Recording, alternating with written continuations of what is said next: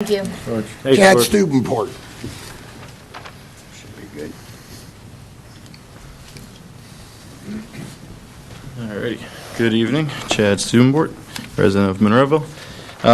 So before I get into everything, I just wanted to start with one comment. If there was a Times Express article about Gators Give Back. So the Gateway alumni, Brittany Smith, started where they're actually getting donations for students in the Gateway School District that need food, that need clothes, need jackets coming up. So I just want to make the public aware. If you guys are on Facebook, there's a group called Gators Give Back. Look it up. If anyone's willing to help out, please let us know. We're actively identifying any students. Also to any parents with students in the district. If you have any students that need any help, please reach out through Gators Give Back. You can message anonymously. I'm not a Facebook guy, but is it on your website? It is not yet. It'll have to be board approved before it's on there, but yeah, we will work on it. It was in the Times Express last week. I did see that, but Thanks, George. I don't remember seeing it somewhere you can, other than Facebook, and I don't. Yeah, right now it's operating on Facebook. They're getting everything, all the paperwork in, so I will keep everyone abreast But of it. that will be on your website? Yes, eventually. Okay, very good. All right, so last week I came up and I just asked a few questions about sustainability, about utilization of the fund balance. And I was asked, is there any fat that can be cut? And several individuals said there is no place to be cut. So just to look at the numbers, the total budget or proposed budget is $31,360,000. Inside of that budget is $500,000 of fund balance utilization. So one recommendation, I don't know if you guys have looked at this, I haven't heard it brought up yet though, is if every department were to cut just 1.59%, you'd not have to use any of the fund balance. So just a very marginal change, you'd be able to save all that fund balance. So that was the one thing. The other things I just wanted to go through, since I was asked by a council member last week if there was any fat.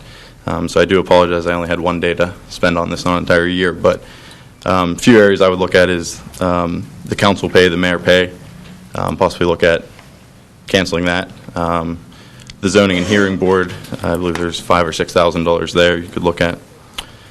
The senior citizen center, and I have nothing against the senior citizen center, so I'm going to start by that. But when we look at it, it's $467,000. There's 5,000 members there. I believe it's great for all of our residents. I do know we allow outside residents to partake in the activities, though. I believe we charge them a nominal $5 or $10 fee. Month. Yeah. So the one. Fee. Yeah. So one thing I would recommend looking at is possibly just dividing out the costs. So if it's $467,000, divide that by the total amount of members, and any member from outside of Monroeville that would like to utilize the center, just charge them that $93 to help recoup some of those costs. They also bring in proceeds from the Silver Sneakers and the Silver Fit programs that are run through the hospitals. Yep, just offering suggestions to balance the budget. You did see that the senior center saved over $60,000 in the budget this year? I did. I also saw that the proposed budget is actually increased over the actual budget, so the proposed budget from last year is actually way under. So another thing would be thinking outside of the box, but actually possibly working with Gateway and looking at refuse collection. So Gateway currently spends $40,000 to have another company come and take the dumpsters. I know we would have to retrofit and have to probably get new dumpsters, but that might be an area where we could look at, instead of us paying an outside company, possibly paying Monroeville, getting you guys some more revenue. Well, I mean, the school district's going to pay it one way or another. So I'm not sure if that's feasible, but just a suggestion to look at.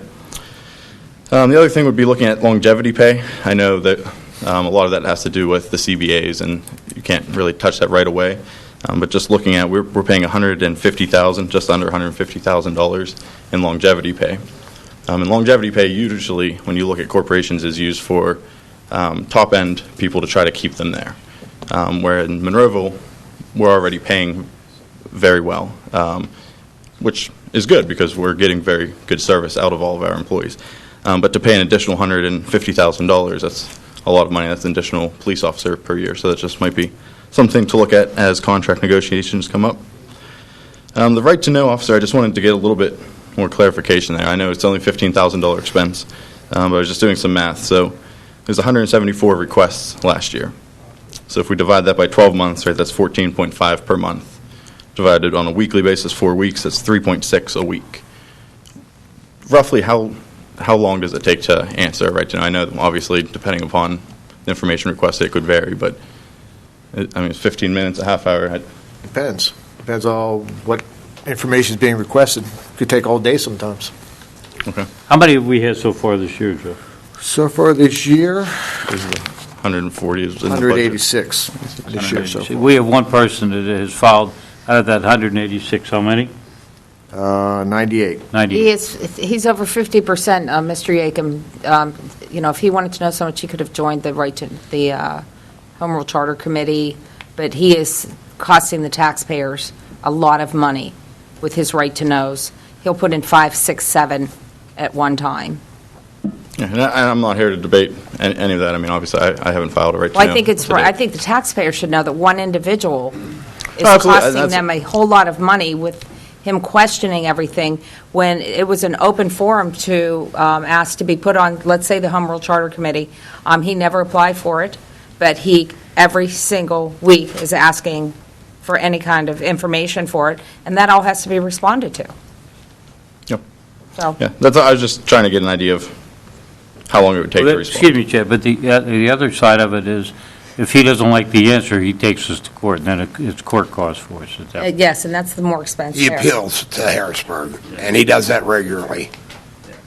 Yeah, just looking at, But I'm sorry, Others. Chad, to your point, though, that part is under Mr. Little's budget, which we didn't talk about that yet in an open forum, where I believe I'll probably get to that at the end of this meeting. Just spitballing here. So again, I think the easiest thing to do would just be to look at budget, see if you can find 1.59%, and that would completely do away with the utilization of the fund balance, which would at least allow us to have a sustainable budget moving forward. And then the last thing I just want to leave you guys with, the microphones do pick up a lot. So if anyone wants to say anything towards citizens, any profanity, I would probably recommend against that. So with that, thank you. Len Young.